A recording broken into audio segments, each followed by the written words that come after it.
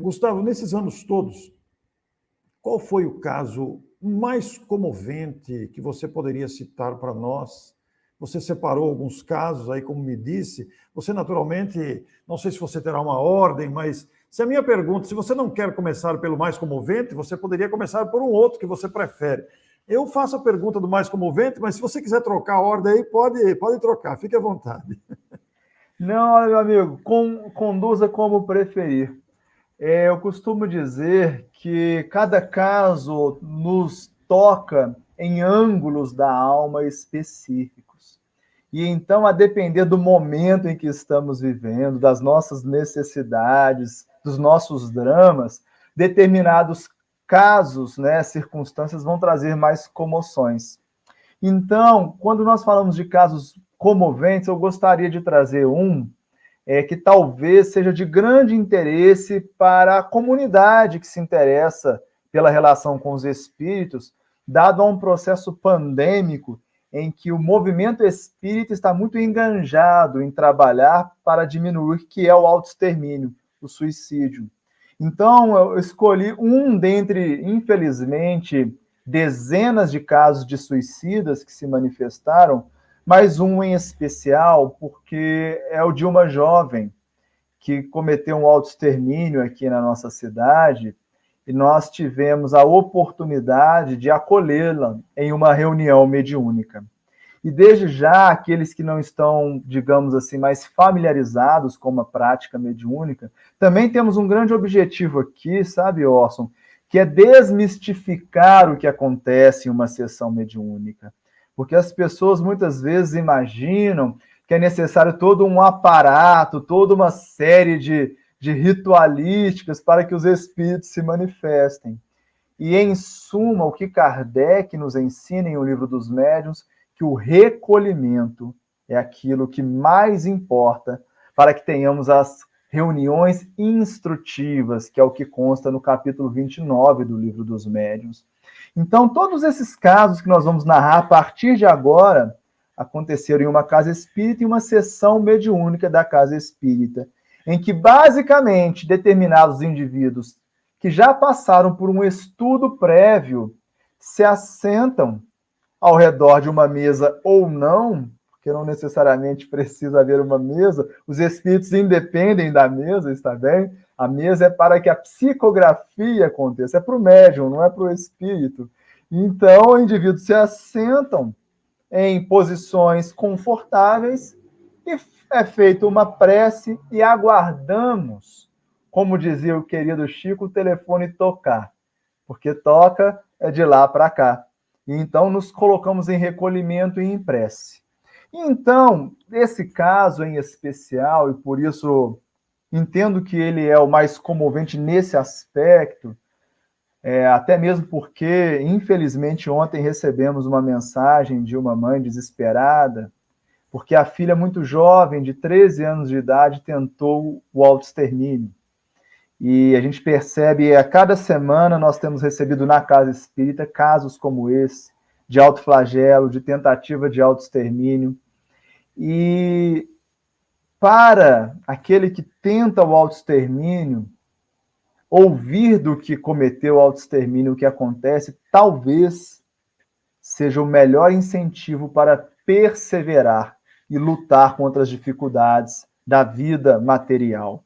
É o que ensina Allan Kardec lá no capítulo 5º do Evangelho segundo o Espiritismo, quando ele trabalha a loucura e o suicídio. E lá ele fala exatamente da importância de que o Espiritismo tem, porque traz os próprios suicidas para declarar como é o post-mortem. Então, esse foi um caso que chocou a cidade. Eu, obviamente, aqui não vou dizer o nome, né? É uma questão ética que as reuniões mediúnicas prezam e não vai mudar nada na nossa instrução. Mas um caso, genericamente dizendo, de uma jovem, há alguns anos, que cometeu o autoextermínio. E então, era uma época que eu fazia visitas constantes no CAPS, né, aqui de Conselheiro Lafayette, que é o Centro de Atendimento de Acolhimento Psicossocial, e onde existem muitos casos de autoextermínio que são lá, né, ou de tentativa de autoextermínio que são lá tratados. E um desses casos chegou até nós, dessa moça, a coordenadora nos trouxe esse caso e nós estávamos observando o caso quando, na semana, tentando ajudar, a moça comete o autoextermínio. Então, nós vamos para a prática mediúnica e então eu levo o prontuário, né, que nos foi permitido levar para a prática mediúnica. Para quê? Para que fizéssemos a evocação do espírito e que os médiuns que não sabiam de nada, tão somente eu, depois da reunião pudessem observar o prontuário. Porque o espiritismo também é ciência. E o fato de testar, de experimentar, não nos impede de fazer a caridade, de auxiliar os irmãos que estão em sofrimento. Esse é um olhar que é muito importante também desmistificar da prática mediúnica. Não necessariamente nós vamos ser seres inteiramente passivos. E então, em pensamento, eu coordenava a reunião, evoquei o espírito dessa jovem. E então uma médium ao meu lado diz assim: Gustavo, eu estou percebendo aqui um espírito na forma feminina e ela está de pendurada em uma corda. E foi exatamente a maneira como essa jovem cometeu o autoextermínio. Você acha que tem relação com o caso? E sempre nas nossas atividades o médium traz o que nós chamamos de um briefing ou anamnese, ou seja, ele relata o que ele está observando para que nós possamos observar se há correlação ou não com o espírito evocado. Isso também nos ensina uma coisa muito importante aos irmãos que estão vindo aqui. A Devassi diz: eu queria estudar o espiritismo. Então, eu acho que tem alguns irmãos que não conhecem tão bem como funciona a prática mediúnica. O espírito não vem e não faz o que ele quer, não toma o corpo do médium e faz o que ele quiser. O médium educado, o médium que estuda a doutrina espírita e se educa, ele tem controle. E aí, quando nós estudamos, por exemplo, com o André Luiz, no livro Mecanismos da Mediunidade, lá no capítulo 6, ele fala de circuito mediúnico. Então, ele diz que existe a vontade apelo do espírito e a vontade resposta do médium. O que isso quer dizer? Que um circuito elétrico, ele se fecha e acende a luz, quando o circuito se fecha. E ele faz analogia com o circuito mediúnico. Esse circuito precisa fechar-se, que é quando o espírito quer se comunicar e o médium permite. Ah, Gustavo, mas tem vezes que os espíritos se manifestam sem o médium permitir. Sua esposa aconteceu isso. Primeiro, ela era uma médium totalmente despreparada e outras vezes é um processo de obsessão. E aí a gente vai saber o que é obsessão. Quando o médium não tem condições de promover a vontade e resposta, ele é um médium que está sob processo obsessivo. E ele precisa de tratamento e não trabalho mediúnico. Mas isso a gente deixa para outro papo, tá? O que eu quero deixar claro aqui é que o médium percebeu o espírito da jovem na condição que ela cometeu o autoextermínio e me disse. E então, né, nós dissemos a ele: olha, pode vincular. E aí vem a parte comovente. Porque as primeiras palavras dessa jovem foram: me tira daqui pelo amor de Deus. Gritando, né? Eu não vou ficar aqui gritando, mas ela gritava através do médium: me tira daqui pelo amor de Deus, eu não quero morrer. Eu não quero morrer. Alguém me tira daqui. Mas infelizmente nós já sabíamos que ela já estava no mundo espiritual. E eu fiquei pensando no quão doloroso deve ser para os nossos irmãos que atentam contra a própria vida e que naquele momento agudo se arrependem. Porque é contrário à lei divina. Então é natural que a nossa consciência rejeite isso em algum momento. E ela gritava: mãe, mãe, mãe, me tira daqui. E então isso, como pai, doeu no meu coração. Porque, do ponto de vista material, não havia mais nada a fazer por essa irmã.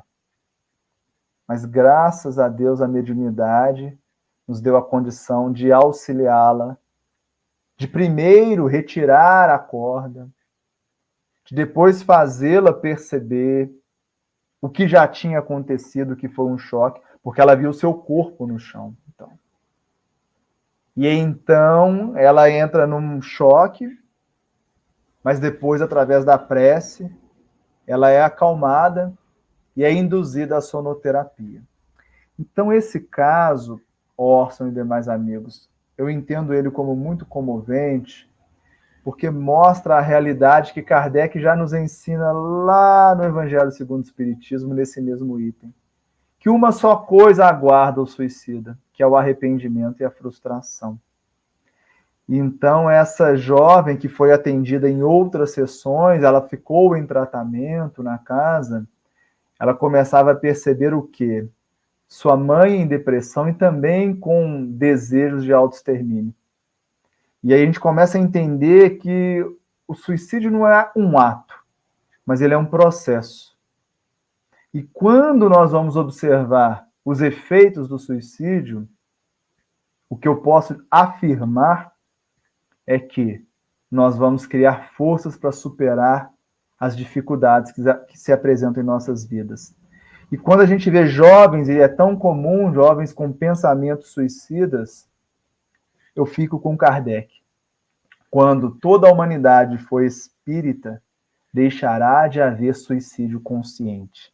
Essa é a fala que está no capítulo 5º do Evangelho segundo o Espiritismo. Então, esse caso exemplifica para nós que, seja qual for o momento difícil pelo qual estamos passando, eu tenho certeza que muitos irmãos que estão aqui acompanhando essa live estão passando por processos dolorosos. Mas esse caso dessa jovem representa, como eu disse, centenas e milhares de espíritos que já se manifestaram. Inclusive, eu sugiro a leitura do livro Céu e Inferno, na segunda parte. Kardec traz relatos de alguns suicidas para mostrar para nós que nós precisamos completar a nossa carreira. Então, eu começo com esse primeiro caso porque ele nos comove, dado a essa pandemia que é o suicídio, que é o autoextermínio.